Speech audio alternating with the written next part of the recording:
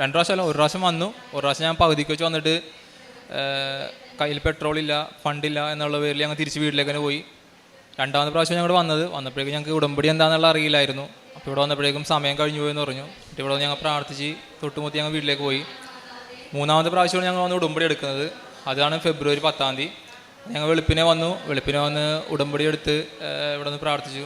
അപ്പോൾ അതിൽ എൻ്റെ ഫസ്റ്റ് നിയോഗമായിട്ട് ഞാൻ വെച്ചത് എനിക്കൊരു നല്ല ജോലിക്ക് വേണ്ടിയിട്ടായിരുന്നു. ഞാൻ 4 വർഷത്തോളമായി ഒരു ബെറ്റർ ജോബിന് വേണ്ടി ട്രൈ ചെയ്തുകൊണ്ടിരിക്കുന്നത്. പക്ഷേ ഇതുവരെയായിട്ട് എനിക്കത് കിട്ടിയിട്ടുണ്ടായിരുന്നില്ല.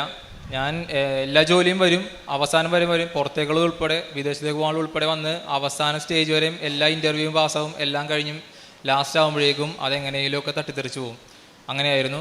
ലാസ്റ്റ് ഇവിടെ വന്ന് ഞാൻ ഫെബ്രുവരിയിൽ ഉടമ്പടി എടുത്ത് ഒരു 1.5 മാസം കഴിഞ്ഞപ്പോഴേക്കും എൻ്റെ ഒരു ഹെഡ് ഉണ്ടായിരുന്നു. പുള്ളി എനിക്കൊരു ഓഫറിങ് കൂടെ തന്നു. അപ്പോൾ ഞാനത് ഇൻ്റർവ്യൂ അറ്റൻഡ് ചെയ്തു.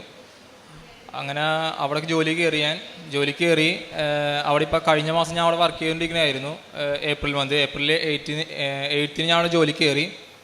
അപ്പോൾ ഞാൻ കേരള മാനേജറായിട്ടാണ് ജോലിക്ക് കയറിയത്. ഞാൻ അത് ഇവിടെ ഉടമ്പടി വെച്ചത് ഒരു 15,000 രൂപ മാത്രം സാലറിയുള്ള ജോലിക്ക് വേണ്ടിയിട്ടാണ് ഞാൻ ഉടമ്പടി വെച്ചത്. പക്ഷെ എനിക്ക് തന്നത് അതിൻ്റെ ഇരട്ടിയിലധികം സാലറിയുള്ള ജോലിയാണ് എനിക്ക് തന്നത്. അങ്ങനെ ഞാൻ അവിടെ ജോയിൻ ചെയ്തു. ഞാൻ വർക്ക് ചെയ്തു. ഒരു 3 ആഴ്ച പിന്നിട്ടു. 3 ആഴ്ച കഴിഞ്ഞപ്പോഴേക്കും അവിടെ കുറച്ച് ഇല്ലീഗലായിട്ടുള്ള ആക്ടിവിറ്റീസ് നടക്കുന്നതായിട്ട് ഞാൻ കണ്ടു. അപ്പോൾ എനിക്ക് എന്തുകൊണ്ടോ ഒരു ബുദ്ധിമുട്ടായിട്ട് തോന്നി. ഞാൻ വീട്ടുകാരും പറഞ്ഞു എനിക്ക് റിസൈൻ ചെയ്തു, ഇറങ്ങിക്കോ, ഇനി നിൽക്കണ്ടെന്ന് പറഞ്ഞു. അപ്പോൾ എനിക്ക് ലോണും കാര്യങ്ങളെല്ലാം ഉള്ളതുകൊണ്ട് എനിക്ക് പെട്ടെന്ന് അങ്ങോട്ട് ഇറങ്ങി പോകാമെന്ന് പറഞ്ഞത് പറ്റുന്ന കാര്യമല്ല. അപ്പൻ മത്സ്യബന്ധനമാണ്. അതിപ്പോഴത്തെ നമ്മുടെ പുഴയുടെ അവസ്ഥയും കാര്യങ്ങളെല്ലാം അറിയാമല്ലോ. അപ്പോൾ അതുകൊണ്ട് വേറൊരു നിവൃത്തിയില്ല. അപ്പോൾ ഞാൻ എങ്ങനെയെങ്കിലും പിടിച്ച് നിൽക്കാമെന്ന് പറഞ്ഞ് നിൽക്കണേയാണ്. അങ്ങനെ നിന്നുകൊണ്ടിരിക്കുന്ന സമയത്ത് ഞാൻ ഒരു ദിവസം ഒരു ഉച്ച കഴിഞ്ഞപ്പോഴേക്കും ഭക്ഷണം കഴിച്ച് കഴിഞ്ഞ് ഞാൻ ഇരിക്കാനടുത്ത് ഞാൻ ഒരു കൊന്തയിൽ ചെല്ലി. അപ്പോൾ ഞാൻ ലാപ്പ് ഉണ്ടായിരുന്നു. ലാപ്ടോപ്പിൽ ഞാൻ അടുത്ത് കൃപാസന മാതാവിൻ്റെ ഫോട്ടോ എടുത്ത് വെച്ചു. ഞാൻ അവിടെ കൊന്തയെടുത്ത് കയ്യിൽ പിടിച്ച് ഞാൻ കൊന്ത ചെല്ലി.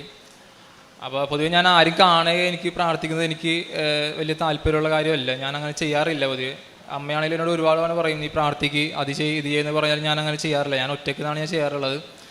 അങ്ങനെ ഞാൻ പ്രാർത്ഥിച്ചു. ഞാൻ ഇപ്പം നിയോഗം വെച്ച് പ്രാർത്ഥിച്ചു. കൊന്തയിലി കഴിഞ്ഞ ഒരു 5 മിനിറ്റ് കഴിഞ്ഞപ്പോഴേക്കും എനിക്കൊരു കോൾ വന്നു. നിജോ സെലക്ട് ആയിട്ടുണ്ട്, അടുത്തൊരു ഇൻ്റർവ്യൂവിന് വേണ്ടി തയ്യാറാക്കി, ഇപ്പോൾ HR വിളിക്കും എന്ന് പറഞ്ഞു. അപ്പം ഞാൻ പെട്ടെന്ന് വേറൊരു ഇതിലോട്ടായിപ്പോയി ഞാൻ. കാരണം എന്താ പറയേണ്ടതല്ല. ഞാൻ ഓക്കെ സാർ എന്ന് പറഞ്ഞ് ഞാൻ അവിടെ വേറെ ഒന്നും പറഞ്ഞില്ലേ. അതിന് കുറച്ച് ഞാൻ HR വിളിച്ചു തന്നെ. അപ്പം എന്നോട് ജോലിയും കാര്യങ്ങളൊക്കെ പറഞ്ഞു, എല്ലാ കാര്യങ്ങളും പറഞ്ഞു. ആ ഇൻ്റർവ്യൂ അങ്ങനെ അവിടെ കഴിഞ്ഞു. അതിനുശേഷം വേറൊരു ഇൻ്റർവ്യൂ ഉണ്ടായിരുന്നു. അതിൻ്റെ തന്നെ ഭാഗമായിട്ട്